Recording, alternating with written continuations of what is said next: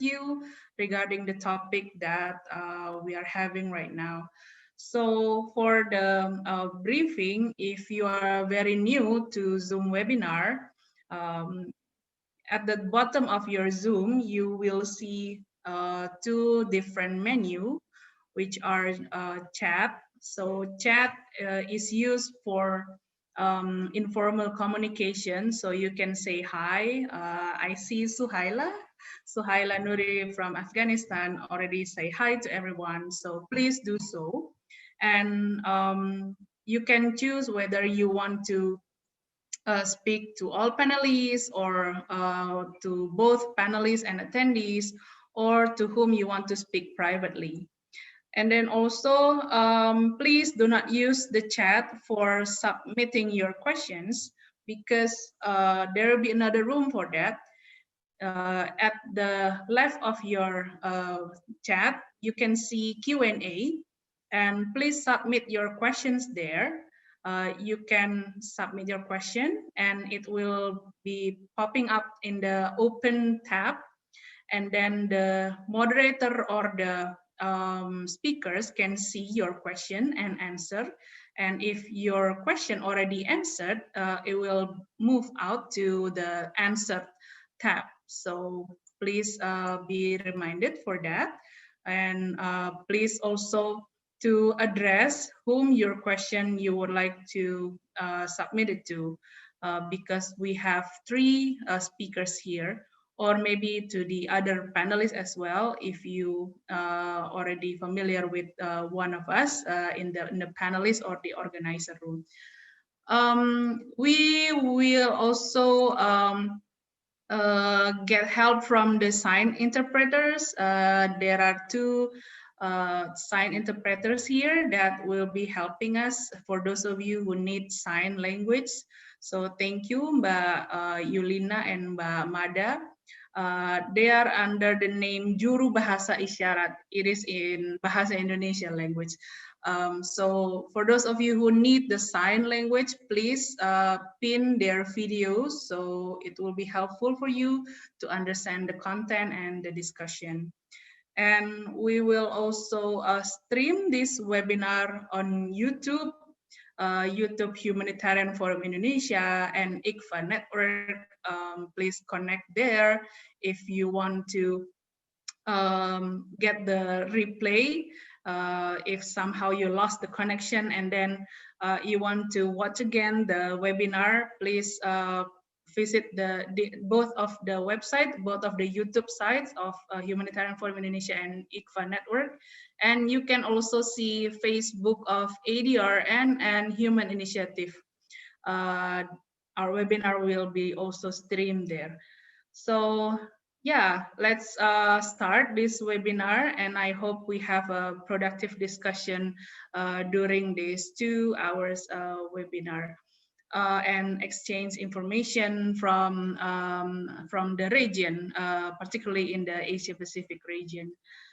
And to start this webinar, please permit me as the representative of the organizers to welcome you all and call on the Pak Tommy Hendrajati as President of Human Initiative, also part of this organizer, to deliver his opening remarks.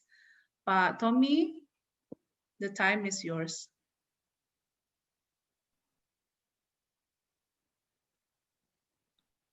Thank you, dear. Very good afternoon for the speakers, moderator, partners, and participants. We are pleased to have this webinar. It is the third series of webinar, which is a joint collaboration between International Council of Voluntary Agency ICFA, Human Initiative, Humanitarian Forum Indonesia, and ASEAN Disaster Reduction Network, supported by the Save the Children Indonesia, Plan International, HAMI, and Aloha. Talking about the children, always interesting because they have their own world full with the smiling, laughing, and also they can express their imagination and activities borderless. Unfortunately, the situation is totally different when we meet them in the different situation, for example, in disaster area or in the conflict area. So we feel that they have no future, they have no hope. So children is very one of the vulnerable groups during armed or conflict communal, and then disaster event and outbreak disease such as COVID-19 pandemic. Currently, children are impacted by the COVID-19 pandemic, well, impacted socially, physically, mentally, and emotional development. This impact will threaten the level of their welfare. UNICEF reporting on July 2020, nearly 1.19 billion students in 150 countries affected by the school closures. 2.1 billion people still lack access of safe water at home, and also increasing number of the domestic violence of children during the COVID-19 pandemic. On the other hand, with the ongoing pandemic, a lot of assistance for the children has decreased and even disappeared, which has affected millions of other children. Adjustment strategies and efforts to increase assistance specifically for the children in each conflict area and refugee camp are needed. So the situation become worse when we get the multiple disaster in one place, such as COVID-19 pandemic and natural disaster, as is the case in the Asia Pacific region. So to find out the solution and effective way to tackle the situations on these challenges, we should make collaboration among humanitarian actors. At least we can exchange experience, learning, also an ideas. From that, we can do shortcut of assistance in better way and also to reduce the impact. So collaborative actions is very important now. As a humanitarian actor, human initiative is taking benefit from that strategy. Collaborative action is mandatory in our organization. And also the child protection is one of the pillars of our main program in our organization. So it is time for us to get input from diverse perspective, from the different organizations, from the different countries in the region on child protection issues. We are very lucky today because to have very smart moderator, Mr. Rembet, my mentor in humanitarian, and also valuable speakers, Ms. Vanda, Ms. Samira, and Ms. Fatime, who have rich experience in the field. We hope we can enjoy these webinars and don't hesitate to exchange your experience, your ideas, because it is very important for us today. Last but not least, thank you so much for the partners and all parties who support these webinars. Do not miss the next agenda in October and November. Thank you and see you again. Thanks deliver to you, Day. Thank you, Pak Tommy, for your remarks. So I quoted a bit of your sentence, your statement that collaboration is the key for humanitarian actors to cope with the situation towards the children at the case of domestic violence and conflict during this pandemic situation. So thank you for your notes. Please stay with us at the end of the webinar so you can also join to the discussion as well. Thank you, Pak Tommy. Next, I would like to call on Ching Rui Huang from ICFA as the acting regional representative of ICFA for Asia and the Pacific region to also deliver her remarks and welcome everybody in this webinar. Ching Rui, the time is yours. Thank you very much, dear, and a very good day to everyone who joined from different parts of the region and beyond. A good day to my peer colleagues as well, panelists, co-organizers here.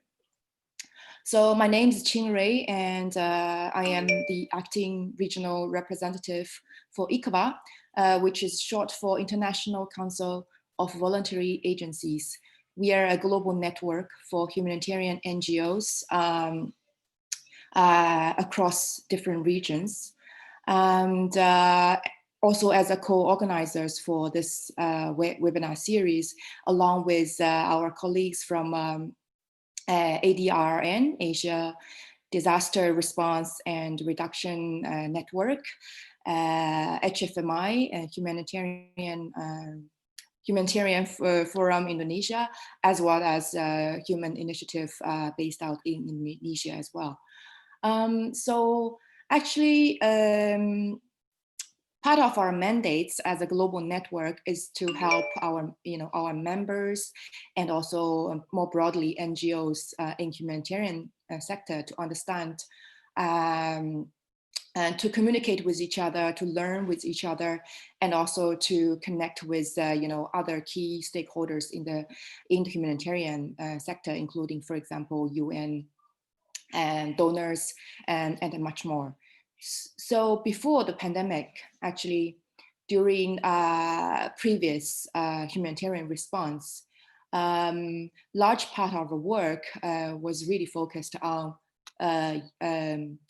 connecting NGOs with, with UN sector, with other, INGOs, to understand, for example, the guidelines for certain work, including, for example, guidelines for child protection, for disability population and beyond.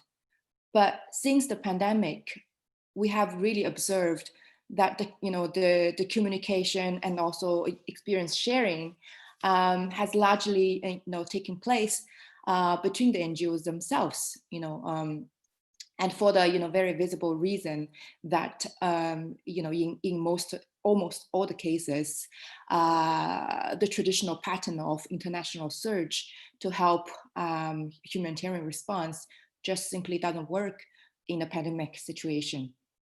It really gives us a very big opportunities and also very good platform for for more local led NGOs and national NGOs and national NGO networks to learn to deal with difficult situations and therefore come up with their own solutions and experiences. And therefore this webinar series is really made for that, to help NGOs in this region, more local led NGOs, to exchange their experiences. So since August, as Tommy has mentioned in his remarks, we have organized 2 webinars, and this is the 3rd one. So the first one, we really focused on the broader challenges and also opportunities for NGOs in the pandemic, and then also post-pandemic in the new normal situation. The second one, we narrowed down a little bit to talk about more operational and management issues, and also resolutions to that for NGOs during the pandemic. And the third one, we decided to further narrow down the theme to focus on children protection issues, simply because we think this is really key important issues during pandemic, which really deserves a close look at and deserve a exchange between different NGOs in the regions. Tommy has give a very good introduction in terms of how severe the situation is. Therefore, I would not repeat, but I want to simply add that during the pandemic, what is also more challenging for the children themselves, for the NGOs who support them, is that we also face, especially in Asia region, double disasters. For example, a earthquake hit or a flood or other issues that facing on top of the pandemic situations. So today we really have 4 great people, including Victor as the moderator, along with three great panelists from very difficult situations, mostly in conflict situations, to talk about issues in depth. And I really wish the webinar goes smoothly and well, and really could share very close up and ground experience from them to all the participants in the webinar. And I also hope that many of you could continue your engagement with us in the forthcoming webinars as well. So I'll stop here. Thank you very much again for joining today. I'll pass the floor back to Dear. Thank you. Thank you very much, Chingri, for your opening remarks. And I think by your remark, we are also introduced to the content of this discussion on how the situation, along with the theme that we are bringing right now. To get also more information on that, we also have one video that we would like to play and to share with you. Please, my colleague from Human Initiative to start the video, and after that, we can pass on to Pak Victor. This is a time of increased stress and increased risk for violence in the home. There's good reasons to think that emotions like anger, anxiety, being scared about what's happening, and uncertainty about the future can be dangerous for kids to be around. Kids really thrive in routine, and the pandemic is dramatically changing routines for most families. That means often parents are either home much more often and spending the entire day with their kids. So there's a lot more time together. And on the one hand, that seems like that could be really nice, but after a while, it may be really kind of disruptive for expectations about what life is like. When we think about who's making reports to Child Protective Services, it's often those who work in the schools, teachers and other professionals within school districts. But given that schools are closed, that important source of monitoring kids is no longer available. And so pediatricians, who already play a huge role in kids' lives and serve so many kids, they provide a really important role in protecting kids, not only promoting their health, but to detect if they're at risk for being harmed.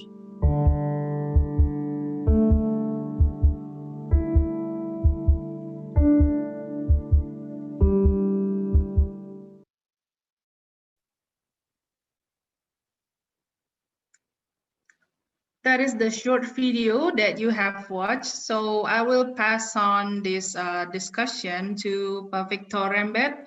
He is the project director of disaster risk reduction at Save the Children in Asia. He will lead us into the topic that we are bringing today with the three other panelists. So hopefully we can have more productive session. So I hand over to you, Pak Victor, and the other three panelists. The time is yours.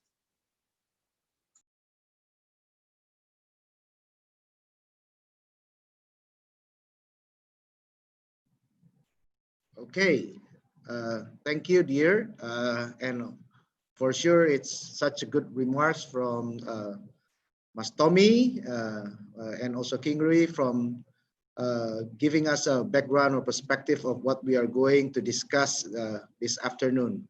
In Indonesia time, this is a very, very difficult and challenging time because this is after lunch. People are getting sleepy, and then of course could get away from this discussion easily. But the topic is very, very, very needed at this moment, because we're talking about children as vulnerable group in the middle of conflict and domestic violence in COVID-19 pandemic situation. We realize that this is not an easy situation. And we also realize that looking at the short video clips that we just watched, children are stressed out. And also based on our organization, at least Save the Children International, we realize that at least this last decades, about 260 million children are out of schools. Many more will happen during this pandemic. And then 168 million children are involved in child labor. And well, the most, I think the saddest thing is nearly 28 million children have been forced to flee their homes. 11 millions are refugees and asylum seekers, and 17 millions are internally displaced people. And even so, we're talking about more than 75,000 boys and girls under the age of 20 were murdered, and many more violence happening to the children's. And therefore, this is something, the discussion that we would like to really get in touch with our reality as to provide safe havens for children's anywhere, everywhere. And of course, we are going to learn this from at least 3 ladies who are great ones. And of course, we will learn from them because they have their own expertise, skills, experience that will help us understanding the topic much better, for sure. The first one, I'm so happy to introduce Fanda Lengkong. Fanda has been a long time colleague in humanitarian sectors in Indonesia, but now she is serving as a Plan International regional person that will provide us with the view of regional on how this topic could be discussed in that perspective. And the second one, we are so glad to have Ms. Fatemeh Asrawi, founder and head of trustees of HANS, Association of Protections of Refugee Women and Children from Iran. Thank you so much for joining this. We are looking forward to hearing about your country and especially your work, and then well, mainly to focus on this topic of children's and violence, especially in the pandemic era. And the third one, Samira Nori, the founding members of Asian Local Leaders Organization for Humanitarian AIDS. Aloha. This is a very nice wording of abbreviation. Sounds like a Hawaiian word, aloha, which means that you are thinking about bringing the joy despite all the conflict situations and all the difficulties that your nations and your people in Afghanistan is still facing up till now. So without further ado, as we already had the background from Tommy and Kingwei, and also the short video clips, I would like to first of all discuss and asking Ms. Fanda, what is violence to children, especially when we are talking about our discussion? Could you provide us a background, because you are from the regional perspective? You could at least provide us a big pictures of what is violence in terms of children. Please, Ms. Fanda. Thank you so much, Pak Victor, and hi everyone. Again, a very good morning as well as good afternoon to everybody. My name is Fanda Lengkong. As Pak Victor already mentioned, I'm currently the head disaster risk management for Plan International Asia Pacific based in Jakarta, and I'm Indonesian. So selamat siang untuk semua yang orang Indonesia. I also saw there are some familiar names on the participant list, which is, I think it will be really great to enrich the discussion. So Pak Victor asking, what is violence against children?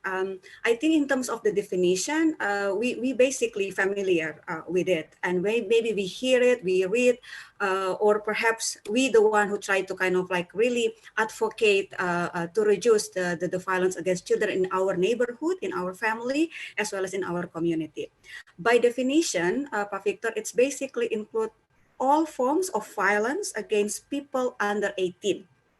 And it could be, perpetrated by parents or other caregiver, peers, romantic partners, or even stranger. So sometimes we think that people closer to the children will be not able to do or become a perpetrator for violence against children. That's wrong, because sometimes most of the case is basically coming from the person that closer to the children.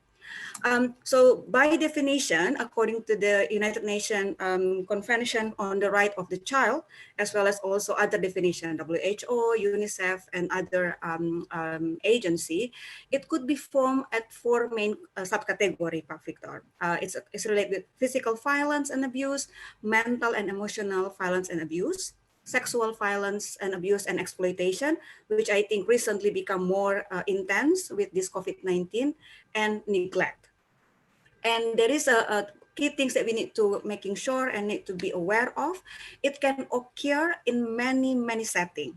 It could be happen at home, school, community, and even over the internet. I would like to basically mention that, I mean, the violence against children is not only happening in emergency situation. It's basically worsening in emergency context. Because in normal situation, we already facing this, as what you mentioned already, the data, some in your remarks. UNICEF data, like in Ebola crisis back in 2014, 2016, it basically, because of the crisis, it spiked child labor, neglect, sexual abuse, teenage pregnancy, and even like double 14,000 times in Sierra Leone. So what happened with COVID-19? I don't want to kind of like just talking theory. So I putting here in the front of you, if you can able to see my screen, there is one voice, one comment from a girl who from Vietnam. What she basically tell us in our document, hear it from the girls when we start doing the survey. She said that during the pandemic, at least he know there are two girls gotten married because of the pandemic. And why? Because they would like to release the new economic hardship of the parents. So this is could be also include into the mental and emotional abuse by the children, because they might not ready, and it could be lead to teenage pregnancy and etc. So the next few slides, just to sharing some concrete example on the main key component that I already shared before. Violence online, and this is something that now become very crucial that we need to take into consideration. In the Philippines, there are some data that the government recorded 4 times as many online abuse from March 1st to 24th of May from the period of last year because of the pandemic and people stay at home. Parents cannot able to really look after and provide protection to the children, because maybe some parents they don't really know about internet or be familiar with internet. What about at home? And this has become something that sometimes we think that we are not doing violence, but we basically do. Yesterday, when I prepared this presentation, there is this viral video. I'm not sure whether Indonesian colleagues saw that. There is one mother trying to kind of like helping the children for study online, but she make it live online on Facebook. And then she basically like beaten the child to making sure that the child able to understand how to mention about the Pancasila in the front of the video. And again, domestic violence, I mentioned some data here in India. You can able to see the number, how increased the child helpline in India when they receive the call about abuse and violence, and 30% is basically related to children. Physical humiliating punishment, lack of access to safe space because children now study from home. And this is something, another one that concrete example, mental health and well-being. So there are a lot of like children, especially girls, issue of depression, anxiety, well-being, as we already see also on the video that been shared before. So, I mean, we are not just talking about, the fact that surrounding us, but globally, this has become an issue. These are some of the example of the number statistic in addition to what Pak Victor already mentioned. I think Chingrui also mentioned a little bit, and Pak Tommy. So WHO released a document in June 2020, estimated that 1 billion children aged 2 to 17 years old experience physical, sexual, and emotional violence and neglection in the past year. And since the COVID-19, it could be increased. And again, the violence against girls and women, particularly on domestic violence, has intensified. I will not go through in detail, but just to really show you, these are some statistics that really give us some concrete consideration why we need to think through and be mindful about child protection, as well as how to address violence against children. I'm ending this just by also putting here a comment from Suci, is a young girl from Kediri village in Indonesia. what she's basically said that, you know, many children struggle at home, and it's basically mentioned about the 4 subcategory what is violence is all about: stress, exploitation, domestic violence, child marriage, difficult study at home, burden, and again it's talk about gender inequality when we are dealing with violence against children. I'll stop there, Pak Victor. All right. Wow. It really is a challenging time for us, especially for children. Thank you so much for your explanation. It is, we are, I mean, not just organizations who deals with child protection and child right, but every one of us, having been exposed with this information and data by Fanda, we realize that things are not easy at this point. Well, thank you for the last one. It says something from a child in Kediri area, which is, we probably thought that this is not going to happen in a peaceful area. I'm now in Kediri actually, but it seems like everything peaceful, but it is not really is. And then of course from other areas we would like to hear. So that's why at this point of our discussion, we would like to hear from, first of all, from Fatima Asrafi from Iran case. How big has been the increase in violence against children after the COVID-19 pandemic? We already know, we already spotted some area. There are already some data, but this is the questions that really hits to your area. How big has been the increase in violence against children after the COVID-19 pandemic? Fatima, you could start and explaining about this, and then after that, Samira from Afghanistan, you could add on or sharing a different experience from your side. Please do.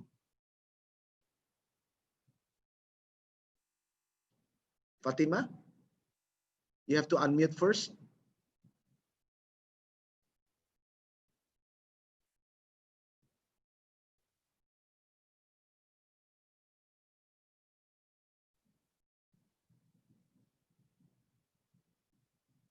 Good afternoon. Yeah. Good afternoon. Yeah. Good afternoon.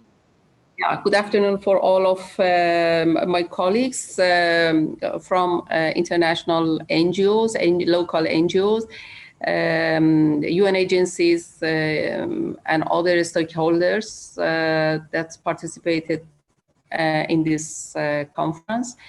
I'm really pleased to have this opportunity today to present our experiences in Iran with Hami through the pandemic and for all of you. As you know, Iran is one of the biggest country who hosted for millions of Afghans and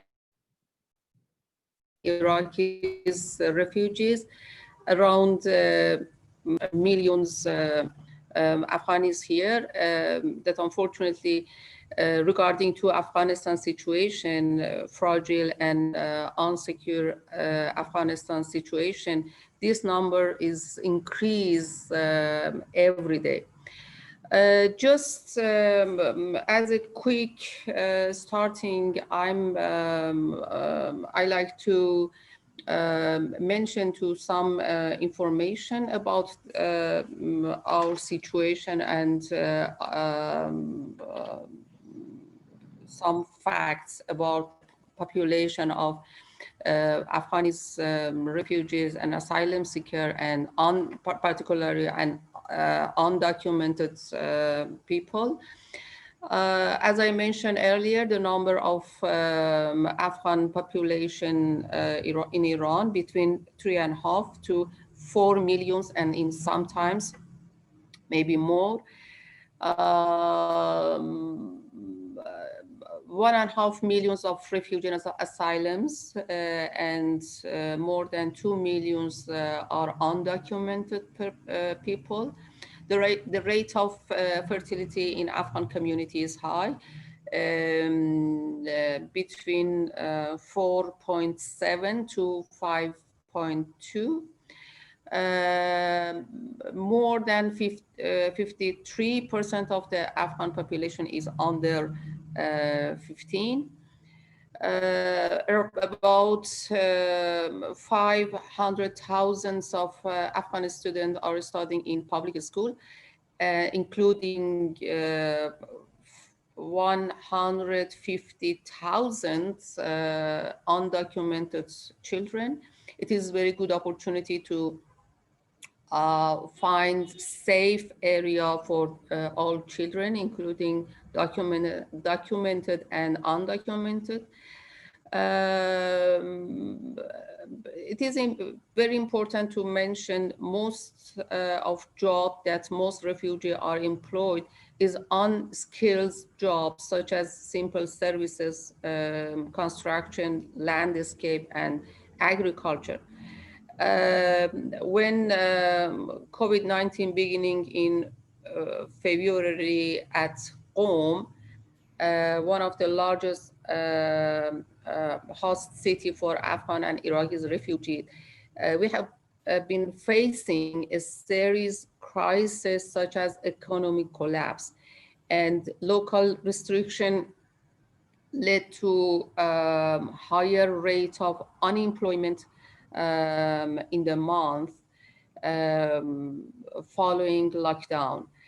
It has led to decline or lose of income, especially for undocumented migrants and asylums, and people do not have job insurance and permanent employment support. That unfortunately, majority of this level societies are Afghanis people because of undocumented people and fragile economic situation. About in this regard, we have been starting all of our centers in provinces were open despite of the risk of the pandemic and closure of public school. For all of our students and clients to follow their study through online education activities, as well as their situation at home. Because unfortunately we received lots of reports to from families how the pandemic affected within the family in to raise domestic violence against women and children. Beside of sorry to our interrupt, but yeah. could you be more focused on violence against children after all the background? What happened with the children after the increase in violence against children? Yeah. Little by little, I wanted to the first concentrate to the society's situation and the situation of our clients. Then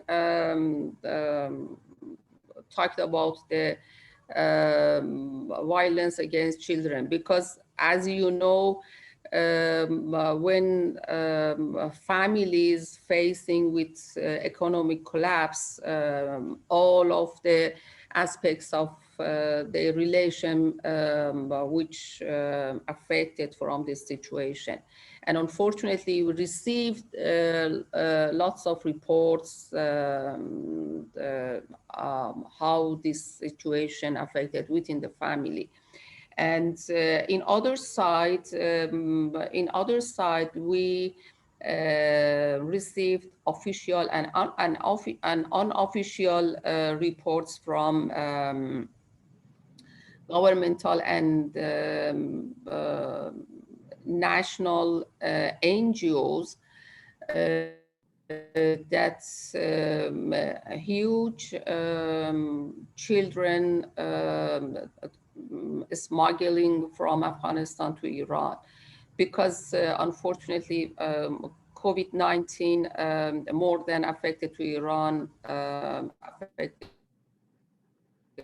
in Afghanistan with fragile situation and unsecure economic and social situation.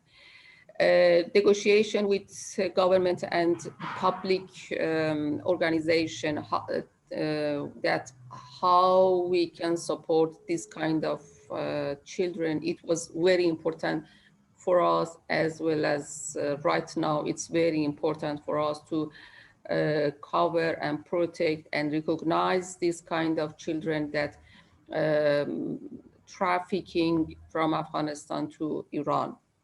Okay. All right. And yes. sorry? So could you explain what is the typical or the most violence happening to the children in your area, because of the refugees or what? We are mostly working with refugees communities, and Okay. and of course our Because of the reported trafficking you mentioned, yeah. You mentioned of the trafficking. Trafficking and beating, and in some cases, families push their children go to street for work. Recently, we received an official report which knows more than 85% of child street and child laborers are coming from the Afghanis community. And and you know, living or working at the street is one of the dangerous situation for children, and make them as vulnerable. the violent social violence against children. Okay, thank you, Fatima. We need to move to Samira to provide her perspective from Afghanistan. At least we already heard from you that the escalations of violence, both inside in their home or outside on the streets, are happening to children's when you try to really focus to help them. Okay, we would like to hear from Samira at the moment. Your perspective on your area on these escalations of children and how they are exposed. Please do. Thank you, Victor, and thank you all the panelists, and thank you, Vinda, for a good presentation that share every issues that more of the challenges is really same in Afghanistan, like violence against children increased. The same in Afghanistan, as already Afghanistan was impacted by the mounting political and insecurity already hit, and before pandemic, while during the pandemic, Afghanistan hit hardly by this, and even the half of the population was under the poverty line. When the pandemic happened and occurred, the poverty line increased more of that.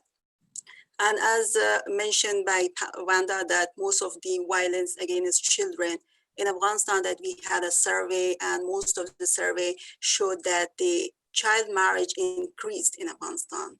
Child labor, like most of the parents that they do not like their fathers were mostly relied on the daily wages, and they worked for daily, and then they send their children for working on street to receive money. But unfortunately, when they couldn't provide enough food for their children, so they try to sold out their livestock, and after, when they just sold their livestock and finished the money, and then they start to sold out their asset. And these things like made the children to be more in trauma, to be more in need of psychosocial support. And after that closure of these schools, as already we had 3.7 million children out of school, and after closure of these schools, more than 10 million children lost access to education, and like 1.2 million children already working even before pandemic, and after pandemic that number increased. Child marriage increased, and even more the women and girls were more impacted by this, because as child marriage was already there in place, and this pandemic made them, the family, to increase these challenges of the child marriage of the girls. And most of the out of children that we have, like 3.7 million, 60% of them are girls, and girls children are more vulnerable.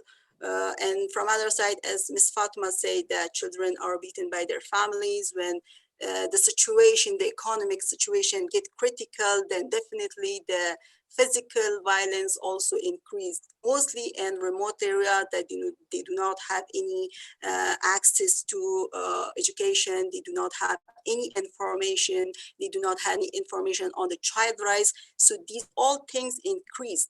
What we as a partner, like local organization, did that most of the organization from the child protection, education, WASH, these all partners together with other international communities try to support the ministries, like Ministry of Education, to provide the education during the pandemic. That as I am managing the education emergency program, so we did support the Ministry of Education to develop a learning material that we could provide the children with some learning material to be busy with that, to be not much in trauma.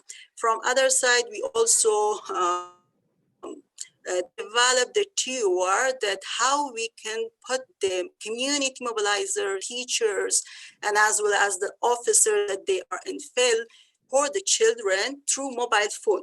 Like community mobilizer already aware about the awareness of the COVID-19, that how can you suggest or give information, pass the information to the teachers through mobile phone. And then the teachers, as we have most of the community or CB class, the teachers have contact with students. So they contacted the parents, even we just shared the information of the COVID-19 aware rule, masjid speaker, loudspeaker.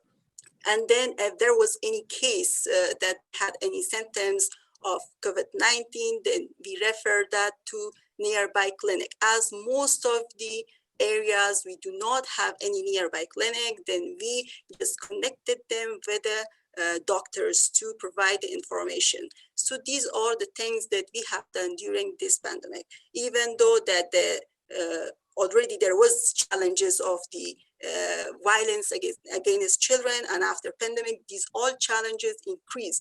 These all violence increase, whether it's a child marriage, child labor, or out of school children.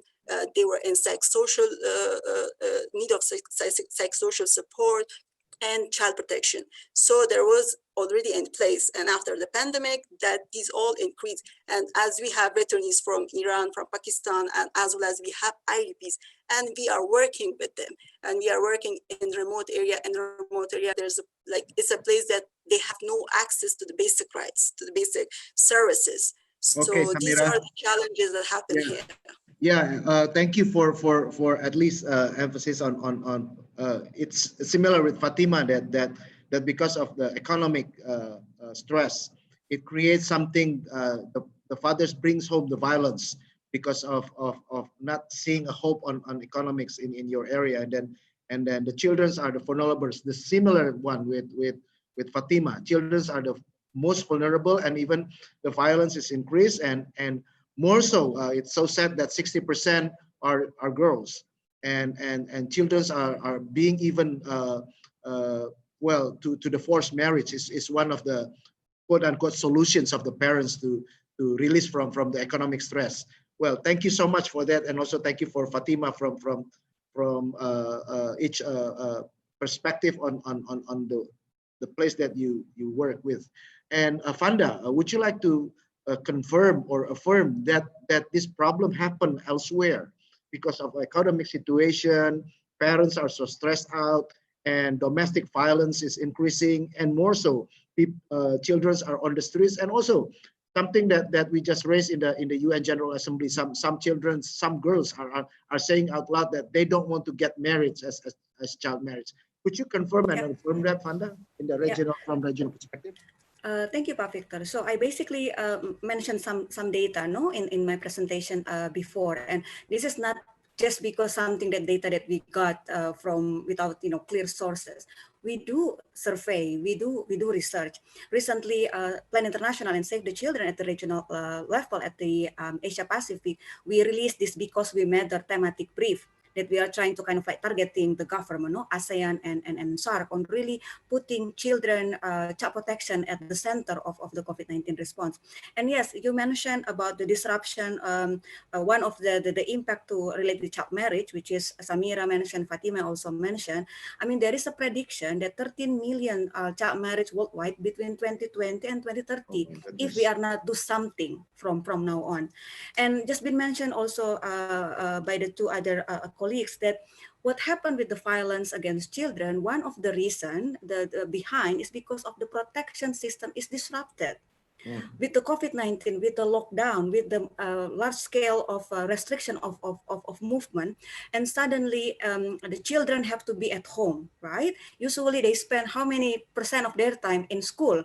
So yes, as been shown in the video, and now they should to be study from home, and sometimes the parents, caregiver, they didn't intention to do violence to the children, but they also overwhelmed. So there is kind of like domino effect about all this kind of like why the violence against children is happening. Another example, Pak Victor, how many times children spend online? Yes, they're using it for learning, no, for study. But then how many hours that the parents going to take care and look and sitting with them, no? So we don't know that they might dealing with bullying online, cyber bullying, and as well as they could be, get the sexual abuse. I mean, through online. And the economic impact, yes, definitely. From Asia Pacific region in number of countries, I mentioned India, I mentioned Philippines, even Cambodia, this become a issue about how the impact of economic with the parents, with the caregiver, is really worsening the violence against children, not only for child marriage, child labor, already been mentioned by Samira, but also sometimes burden in the sense of to the girls, the children, boys and girls, but mainly to the girls, who is being asked to the parents to do more cooking, do more cleaning, do more collecting of water. Girls. No offense to the boys. Yes, some of the boys also in certain contexts been requested to do so, but usually the first chosen one is the girls. Myanmar, not to mention, yeah, they are dealing not only with all this flooding, with all this situation there, but also what happened with people in the camp and what happened with the Rohingya population in Bangladesh for now. So yes, it is really, really clear, Pa, and then, I mean, there is number of study been mentioned, not only from Plan and Save the Children, but also study from the UN, UNICEF, WHO, and Plan International in the UNGA, basically just really presenting about this halting lives.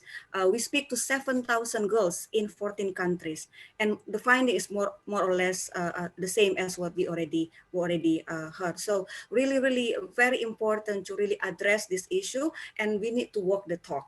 And collaboration is become important. Yeah, thank you. Great. You're adding some of the causes. Actually, the second question that I would like to dig deeper is what causes violence against the children to increase in a pandemic situations.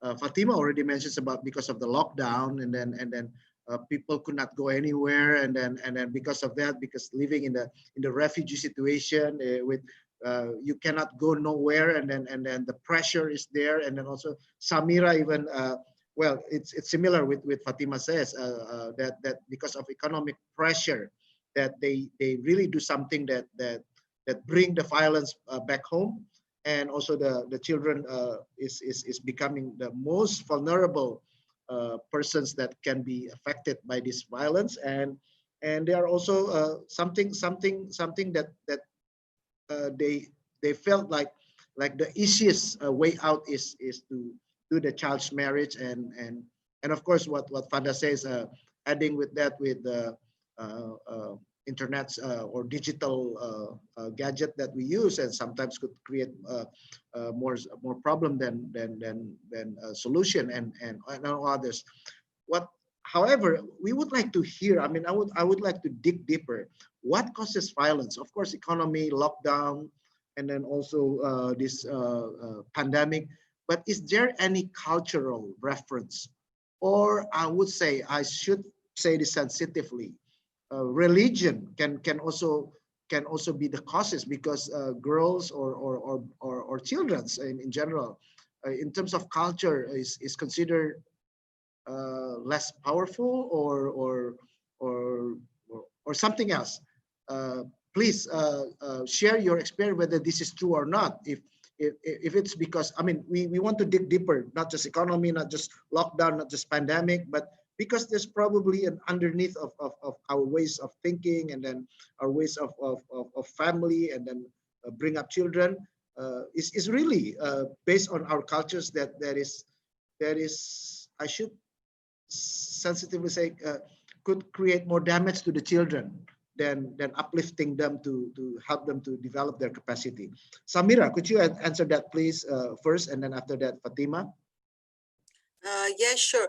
As you know that in Afghanistan, culture barriers are a lot, and like child marriage is one of the culture. Like it's the in culture to have an early marriage of the girl, because they just don't trust the girls because of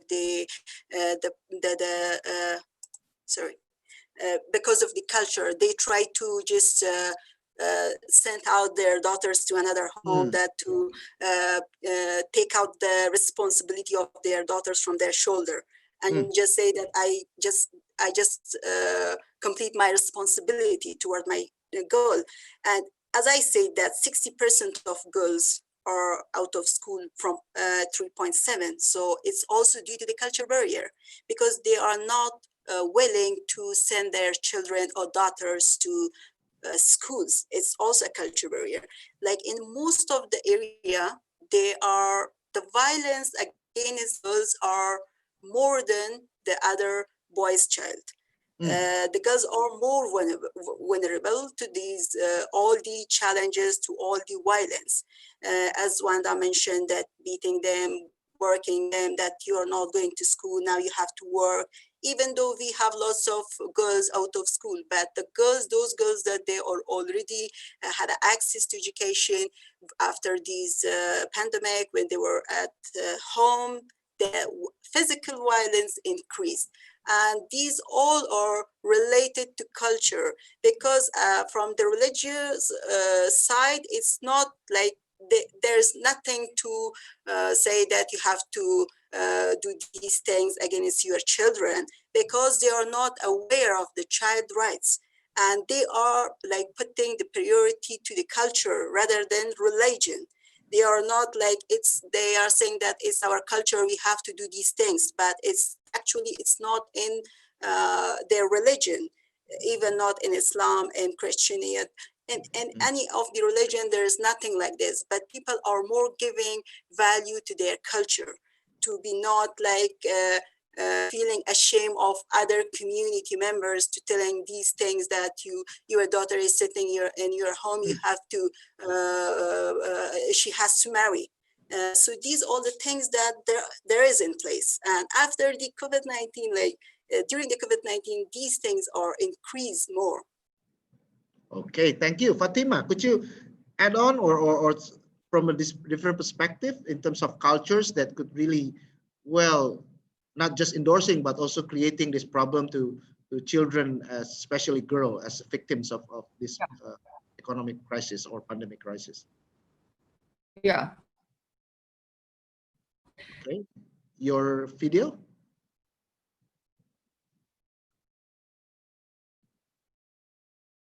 Fatima.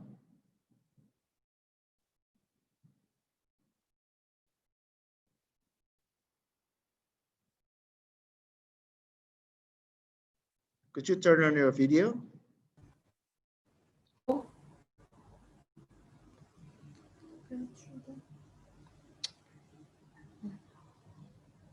Hello?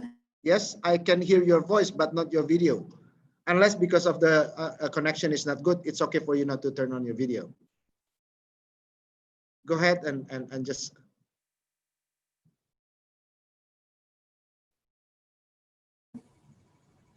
I can hear your voice at the moment. Yeah, Okay, I'm sorry. Good, yeah. As other colleagues mentioned, unfortunately, particularly for our clients and Afghan community, which are mostly our clients in Iran, this situation affected very high because in some reason that's COVID crisis push and push this situation. For example, less education in their family, traditional customers is available for family. And even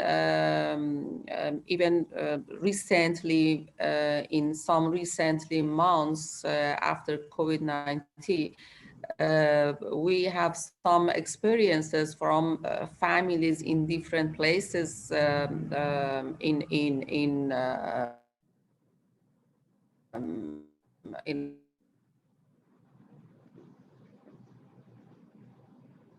area. For example,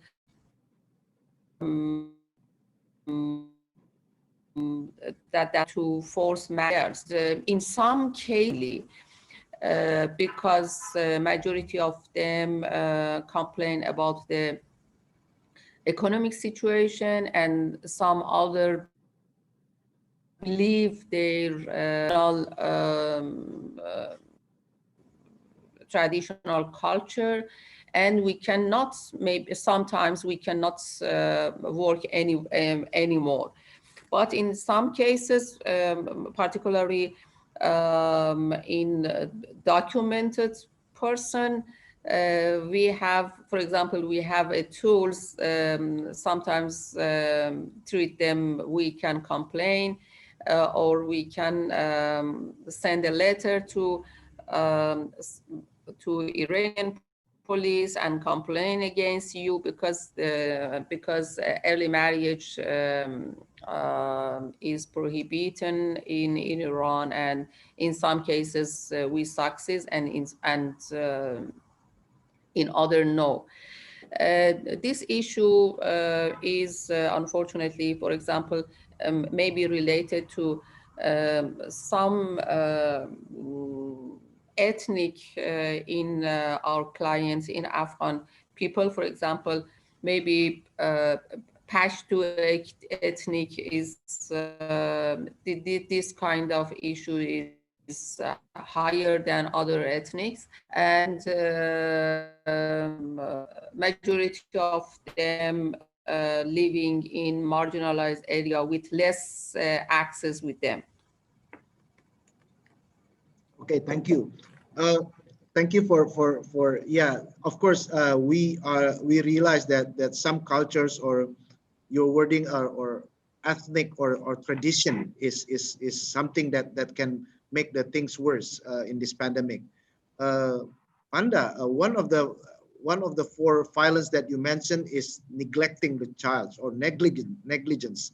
Is negligence is also part of, well, just creating more of the violence, because children are being neglected is sometimes it's, well, they are not worthy enough to decide in the family decision making process.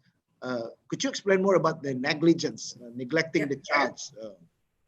Thank you, Pak Victor. I think the host need to offer me to share my video. I think it's been a cover from their side.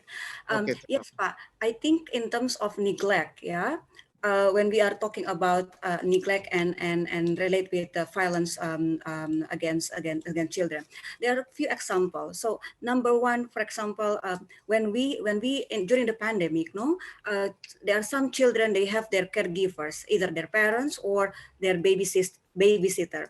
And for example, when the babysitter have confirmed positive, and then they have to be separated by with their caregiver, with their babysitter, for example.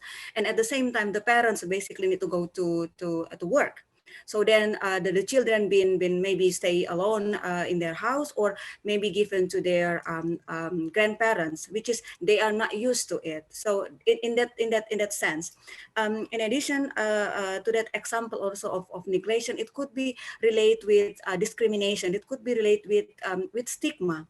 How many children that already confirmed with COVID-19 that the family is not getting stigmatized by the community. So for example, maybe before they get confirmed, they still able to go play around in their neighborhood, but then suddenly they have to be stay at home in their specific room and only meeting with their parents during lunchtime because they need to be separated, as part of the health protocols. There are other things also relate with intimidation that they can able to receive. So neglect meaning that the children been not with the parents or not with their caregivers, and also sometimes because of the, again, relate with the economic impact. So they've been taken out from their routine, right? They usually go to school, they have their friends, and suddenly they've been neglected. They've been just alone by themselves, and there is a lot of it is connected one to each other. Yes, basically. you mentioned about internet violence. That Yes. means they are being neglected by their parents because they don't take care of the children.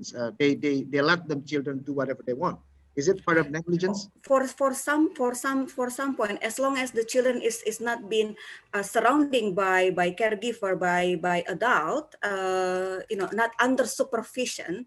I mean, that's a very simple of looking into it. But neglect per se, I mean, it could be also go into deep into relate with stigma, relate with discrimination, intimidation, that for example, when a children also been neglected, especially in the refugee context, right? When they separated with their parents at their hometown, and then the children is basically in the camp, and nobody is taking care of the child. So it could be another example how it could happen. And the restriction of movement, you mentioned in the beginning about how they flee from home. Some children are basically alone. Without any supervision from the adults. Yes. Yeah, that's creating more violence actually. Yeah, thank Correct. you. I'm so glad to hear from Fatima and Samira that despite cultures could be the one that creates more violence, but you still say positively about religion. That's a good thing because well, there have been a discussion that if religion is not a problem, it's a solution, or vice versa. It's if religion is not a solution, it's then a problem. So in the fourth, in the third questions, what efforts are meant to reduce violence against children? Does anything could give a way to find a solution, especially from a religious perspective on your area, which we realize that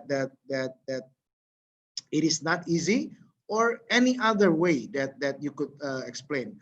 I would like to address this first to Fanda, because from the regional perspective first, and then after that, Fatima and Samira could answer, because this is a good thing.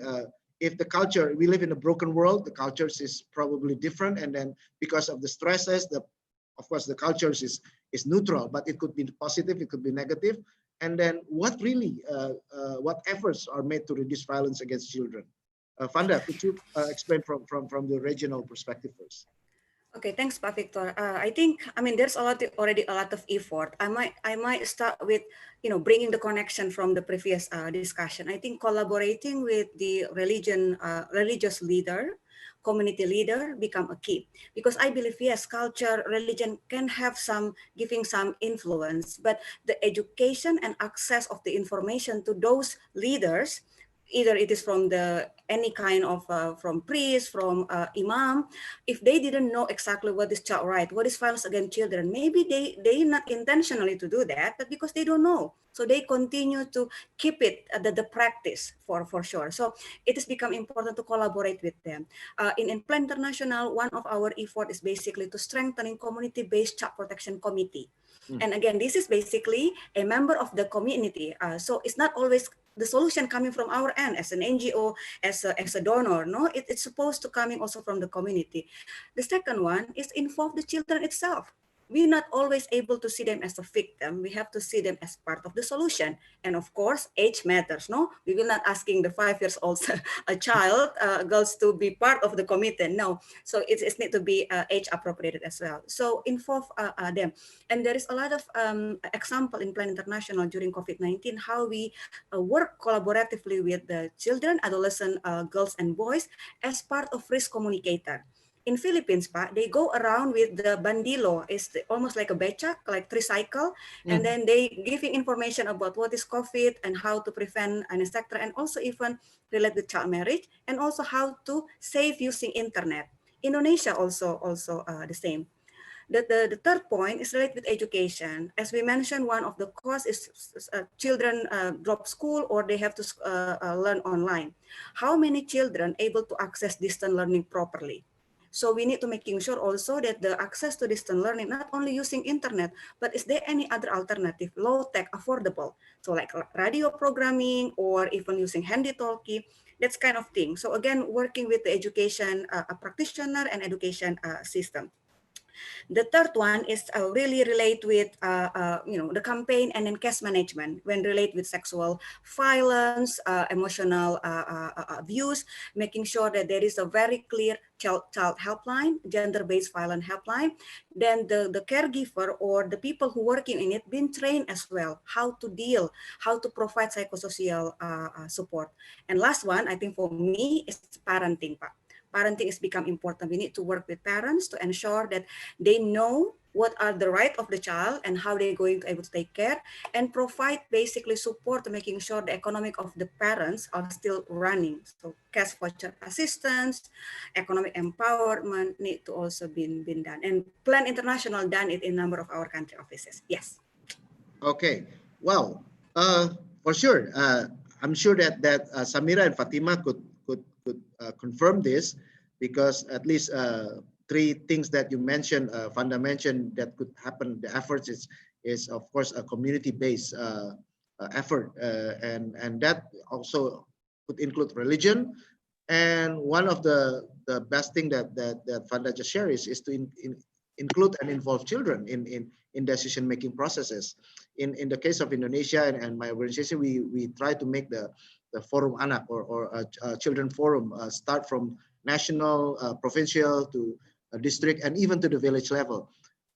Does that happen also in your area, Fatima? That collaborations in the community level as an effort to make this thing, especially involving religious leaders, cultural leaders, and then the children themselves.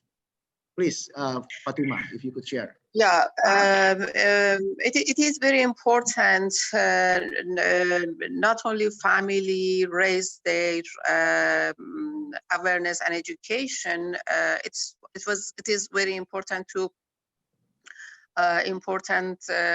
some other important and influenced stakeholder, for example, religious leaders and some governmental organization and public organization. For example, here in Iran, municipality, different parts of municipality in Iran, and also social organization welfares have been provide themselves to support and protection of children. and different children in different level. Beside of education ministry that have responsible for education online and present education. For example, for child street and child labor, municipality and social services organization have responsible in this regard to recognize this kind of children with their family and support their family and concentrates their support not only the children, even the family, because they believe if we support family, a family can support their children and less some of their problem within the family. And also in other side, for example, Ministry of Health, they cover all expenses of COVID-19 from the families and children free of charge after President's order that refugees, including legal and illegal Afghan refugees, can access to COVID-19 provision, health provision, and treatment provision in the hospital. You know, as I mentioned earlier, unfortunately, the base on the problems is economic and culture and cultural. And just we at this moment with less access to international resources, local resources, just we can working to support families mostly and reduce their expenses from the COVID or from other things that may change or transfer economic burden to children. Okay, thank you. Samira, could you add on for that? Yes, sure. As we just know that most of our people that they are following their culture, as they do not have any information regarding their religion, so they prefer their culture to be followed and to be implemented. Therefore, we have a very number of activities like back to school campaign. They should allow their children, like mostly girls, that it's their rights, and we are doing these all activities through the imam of masjid. Also regarding the child protection, we are having the same program for the community leaders, and we are just sharing all the information from the perspective of Islam, that what Islam says, that what's the child rights in Islam, and what's the rights of the girls, what you have to give them. So we also worked on the teacher training manual that we included beside the pedagogy part of the teacher training. We included the child protection and like social support, and then DRR. That through these we are just giving the training to teachers, and then we have SMC training, like training to show us that they are from the community. And these all are the information or the manuals that we are providing to the community, to the remote community. And they are like, we have seen or noticed some changes in community. Even in some part of Afghanistan that I'm implementing the project, one of the teacher, it was a female teacher, she was a female teacher, and she resigned. and the community leader couldn't find any other female teachers to provide the other children like the girls. So he said to our organization that if you cannot provide the transportation cost, I will hire one teacher from the center. So he, from his pocket, provided transportation cost to the teacher and brought her from the center of the Kandahar province to her community to teach their daughters. So slowly, like it's not that easy to change the mind of the people that they are already illiterate, they are not educated people, and they are living in very stress of economy and poverty. So it's not much easy. So we are doing these all through the campaigns, to the different programs, and as a education manager, we are doing these, and the child protection actor doing through other different activities, that how they can bring the changes and behavior and information from the perspective of Islam. And these are the things that we are doing. Okay, good. Wow. This is really an effort that crafted, not just crafted, but integrated religion in the modules that you could reach out to the people. This is a very non-traditional effort that sometimes an NGO try to put a space with religion, but actually religion is a part of the solution. Thank you for explaining from your context. I will just keep the fourth question as the last of our discussion. At the moment, I would like to open up a question and answer session. And the first one comes from Suhaila Nuri from Afghanistan. Actually, she's my colleague from years ago. And then I didn't realize that you are relatives from Samira. The question is, Ms. Fahima mentioned that huge number of children are trafficking from Afghanistan to Iran. So this is for you, Ms. Fatima. You mentioned that the huge number of children are trafficking from Afghanistan to Iran. So this happened even in COVID-19 pandemic situation too? What was the reaction of the Iranian government towards those trafficking children? Okay, you could answer this. Yeah, this situation is not new. Unfortunately, maybe recent years, it's better. Hello? Yes, go ahead. Yeah. Sorry. This situation is higher recent years, since 3 or 4 years ago. But unfortunately, during the COVID-19, regarding to Afghanistan situation, this situation is the number of children is high, and this one of our main concern, unfortunately. Okay, all right. Well, there's another question from Rahmat Taufik.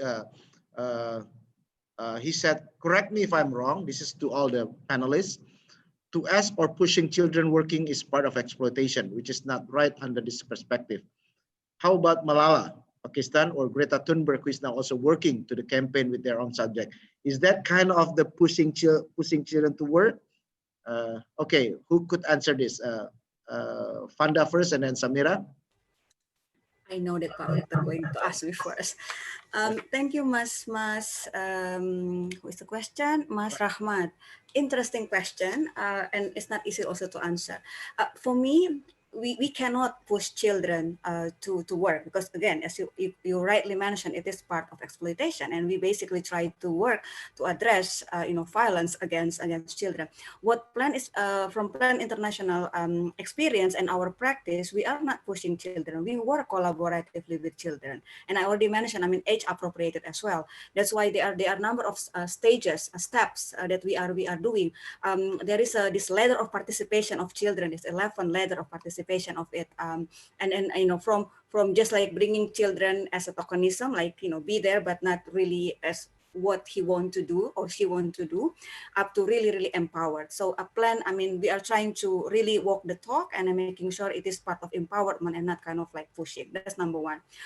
You mentioned about Malala and Greta. From my personal point of view, not bringing any of my organization, from me, I think what happened with them, they are bringing their own case first. I mean, it is coming from them. Malala been shot in Pakistan when she is really campaigning for education.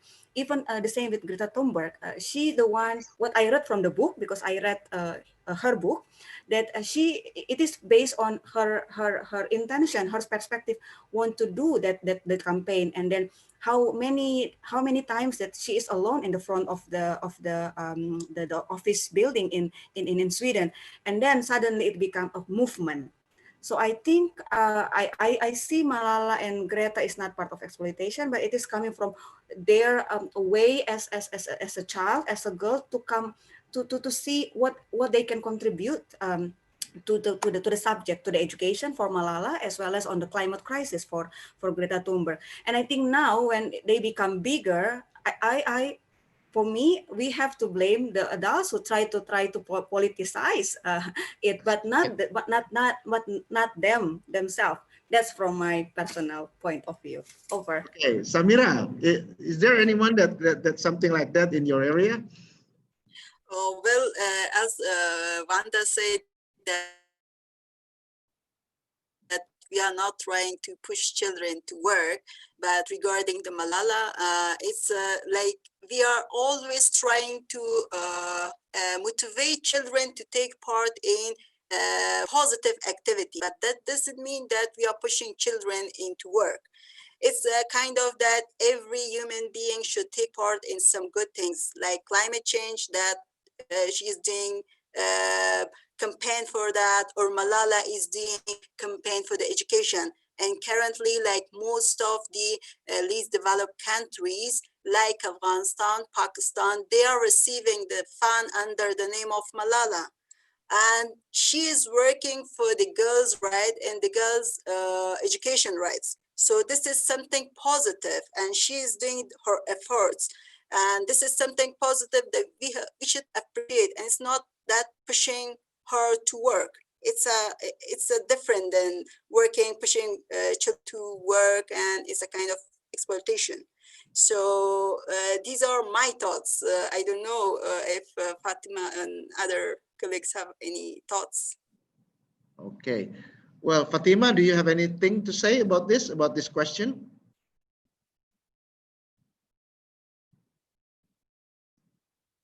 Fatima?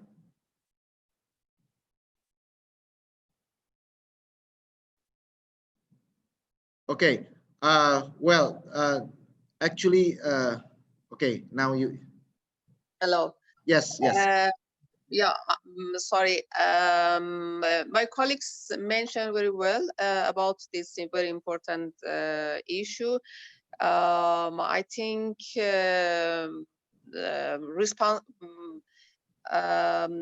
awareness and informations for children to know about their responsibility and their situation is not working, but is very good values in society. And I think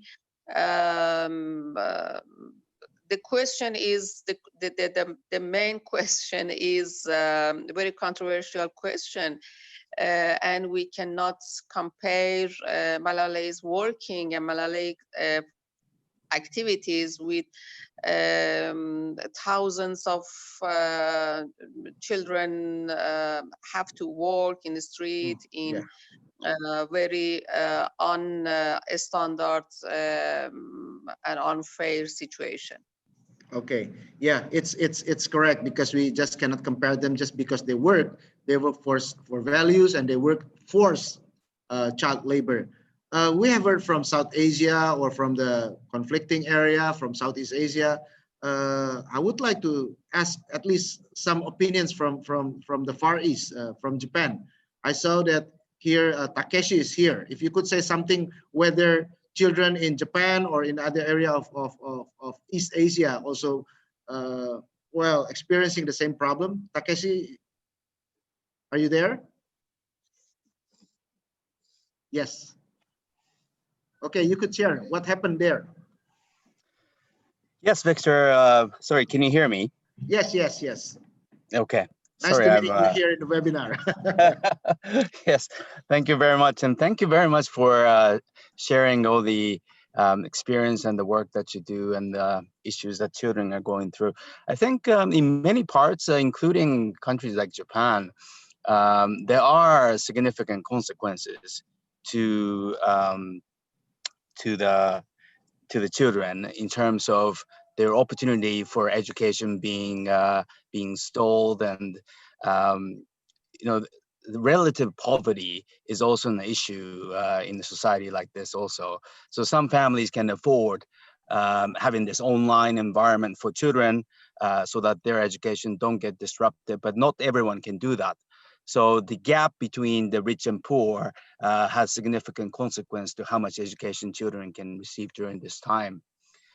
In addition to that, there are heavy stresses among the adults. So that's what we also hear on the news, that I haven't really seen the official statistics so far, but the reports of violence within the household is also becoming an issue.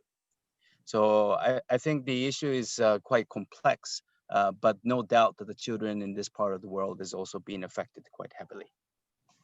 Okay, thank you. That means this pandemic has been well, has affected all children in all countries, and then violence is escalating both in the family, or even because of the school lockdown situations and in the society.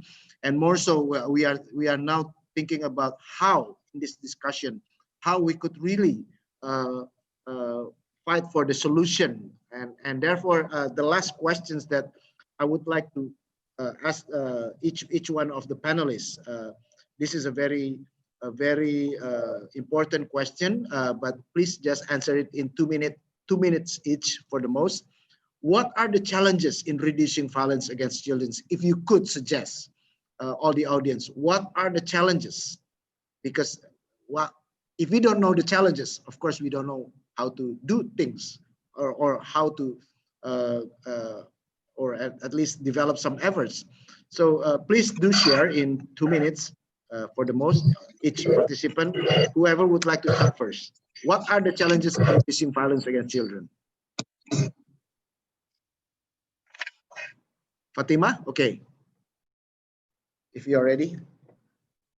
What are the challenges?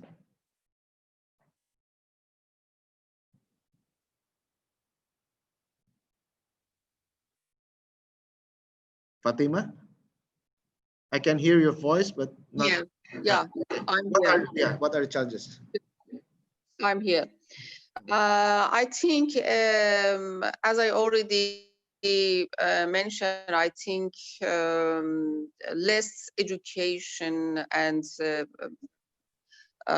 for the community is very important. For example, if you look at different gap between child situation in, for example, North country with South countries, you can find different and big gap between education and education system that how cover mostly provide education facilities for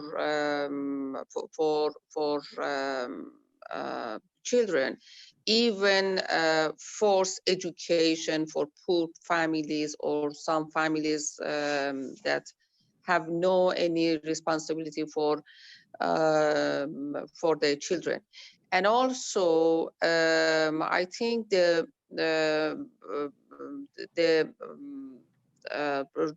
rule of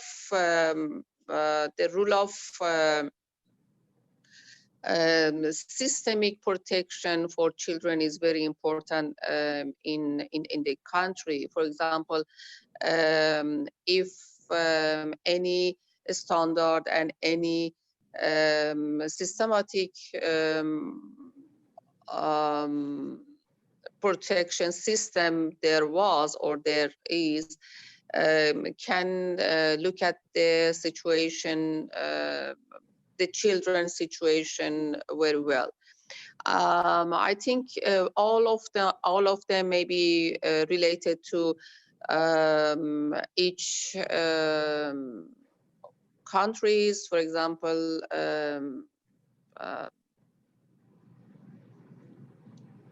Go ahead. hello? Yeah, I'm hearing you. For example, develop and the situation of the country to development situation, gap between the development standard is very important to talking about the children rights or children's situation in their in that country, that is well or worse. Okay. Yeah. How about you, Samira or Fanda? Well, in context of Avansan, the biggest challenge is that we cannot decrease the violence against children is the insecurity, and second part, the poverty, and the third, the displacement and lack of education among the people. Maybe we are like all the national and international partners are trying to somehow decrease or reduce this violence, but the insecurity, the poverty, and from other hand, decreasing in the humanitarian fund or assistance of Afghanistan is also made a challenge to not come over of these all to work for the children's rights. These are the things in my country that prevent the partners to work with children. Okay. Yes. Thank you, Fanda. Yes, I'll second Samira is basically relate with the funding as well. I mean, from the regional perspective, and we one of the challenges to making sure that the law, policy, and regulation relate with protection to children need to be implemented accordingly. It's not only on the paper, but the duty bearer have to be responsible in implemented that. Second one, I think on funding, GHRP, the Global Humanitarian Response Plan for COVID-19, even it's just like 20% been funded. So there is a challenge on making sure that the protection services should be funded adequately, as well as resources. And we will not able to do that if we don't have the funding, even for international NGO. So that's the biggest challenge, I think. All right. There's one question actually that I would like you to address this. Shares views on possible opportunity for universal social protection and preparedness for all children in Asia Pacific. Anyone would like to answer this? Possible opportunity for universal social protection and preparedness for all children in Asia Pacific.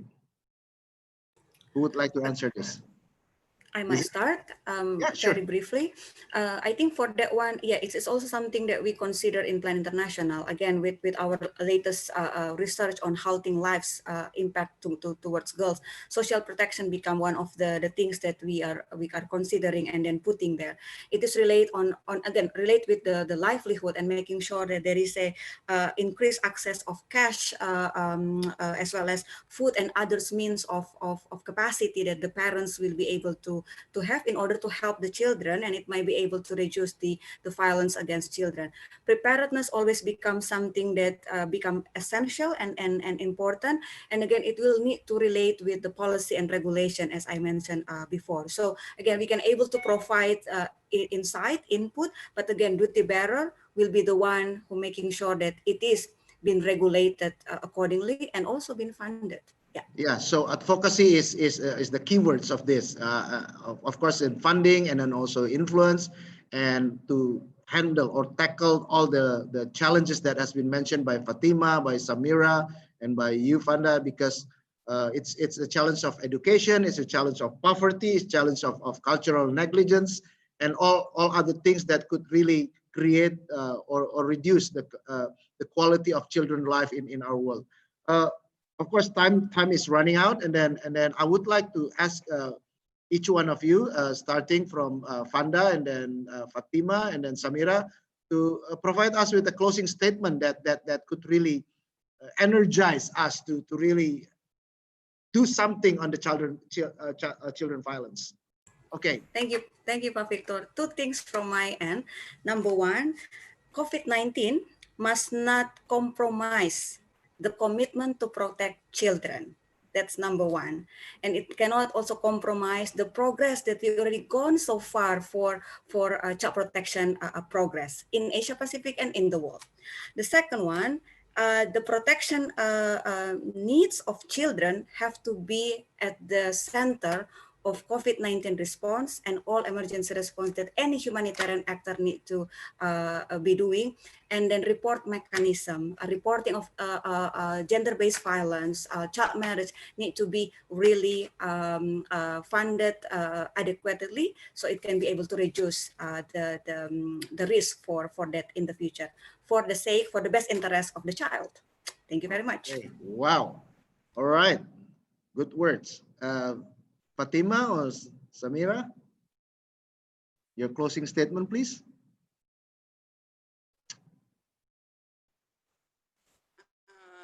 From my side, as I know that in context of Afghanistan, children are more vulnerable.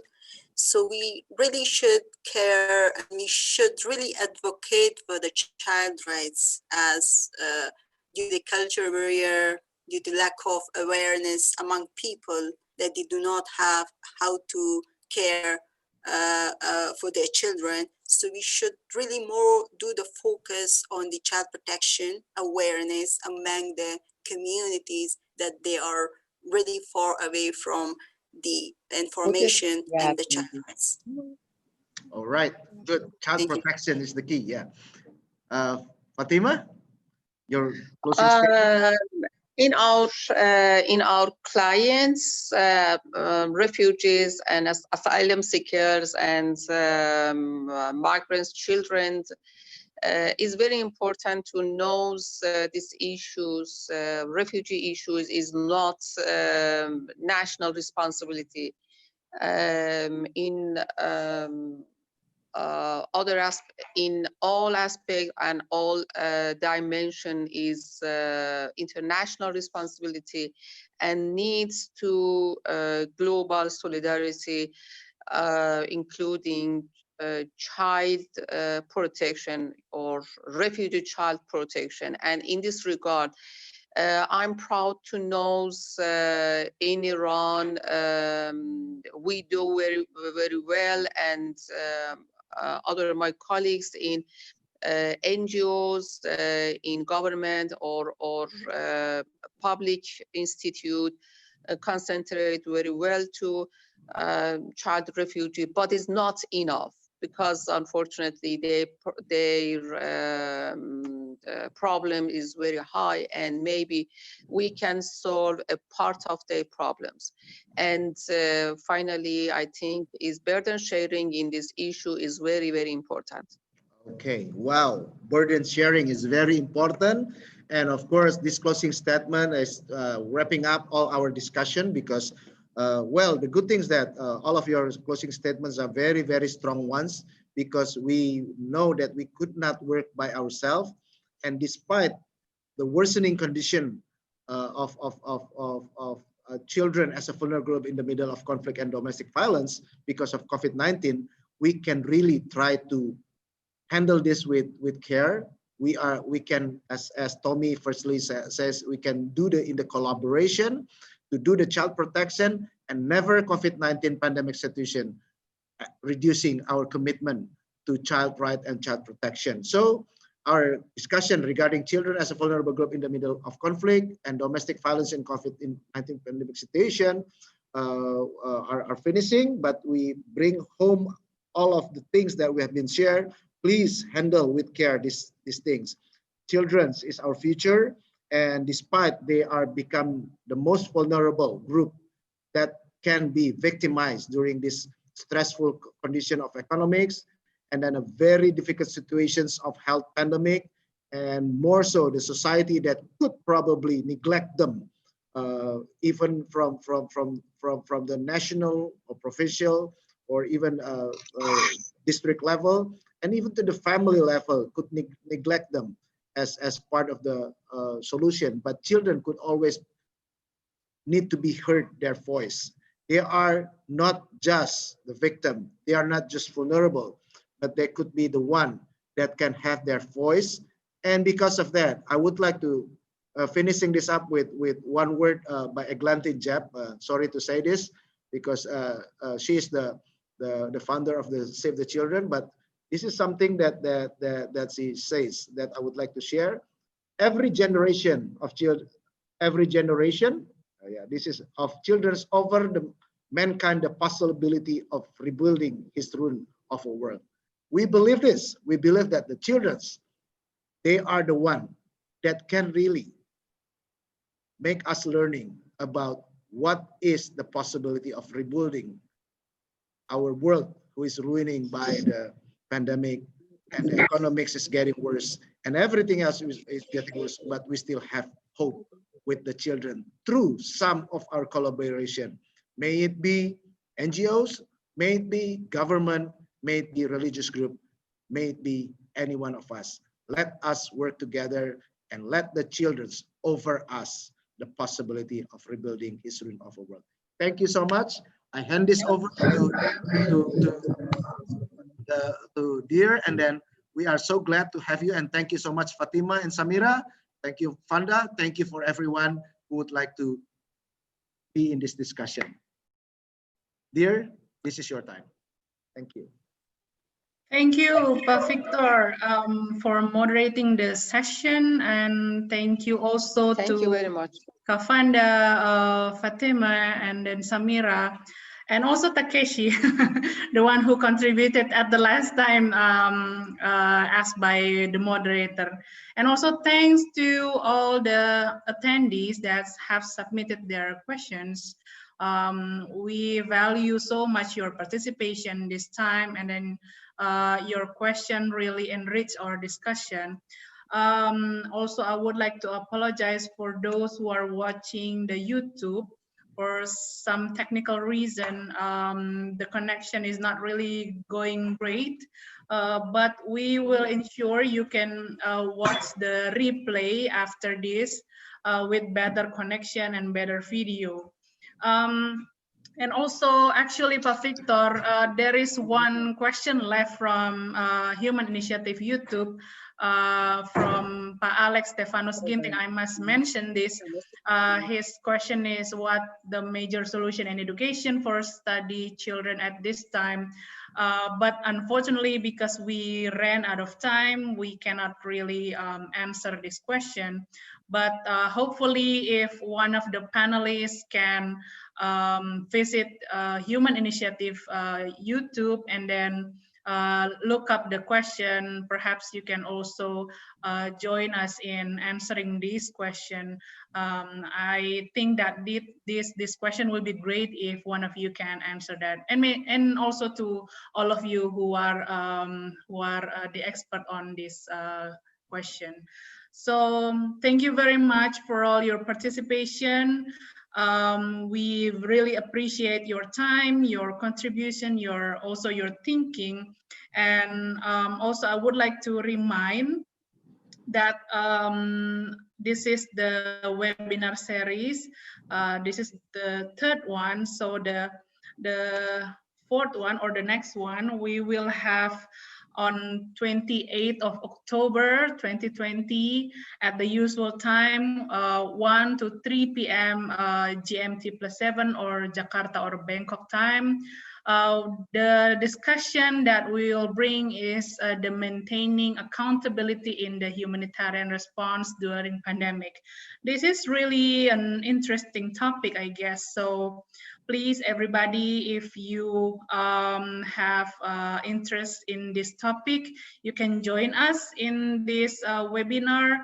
And also you can suggest whether you think from your side, from your organization, you have somebody that is very well experienced in speaking of that topic. So please feel free to contact us. I guess all of you have already received the contact persons or the invitation before this webinar. So you can contact either Rita Takuri from ADRN or Halida from Human Initiative. Either one of them will help you to connect to us, the organizers. So yeah, that's all from our side. So we really thank you on behalf of the organizations, Human Initiative, Humanitarian Forum Indonesia, ADR, and ICFA, and also from the Save the Children Indonesia, Plan International, Asia Pacific region, HAMI, and Aloha, who are really generously supporting this webinar. We really thank you for this productive session, and we hope to see you all in the next webinar where we can discuss and create more a dialogue platform to CSOs in the region. Also thank to the two sign interpreters, Mbak Mada and Mbak Yulina, who you are really, really great. I know that it is not easy to translate from English to Indonesian and then to sign language. Yeah, but you're doing great. So thank you very much for your help. Okay, so thank you all of you. I guess see you next time on the next topic on 28th of October. Hope you have a good day. Stay safe, stay healthy, wear your mask, and then wash your hands and keep the social distance, and always love each other. Thank you very much. Thank you. For the moderator, panelists, Pak Tommy, thank you very much also, Pak Tommy. For the moderator, panelists, organizers, please spare your 15 minutes while Mbak Halida may proceed with the attendees. Thank you also, Sir Amot Manidixit. I guess I have to allow him to talk.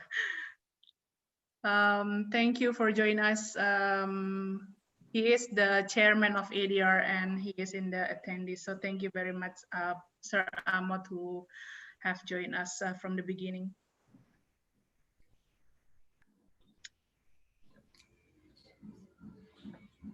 Well, thank you very much, dear.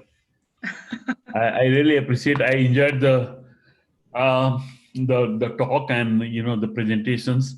Although I must admit that I don't have much experience of working with the emergency situation with children.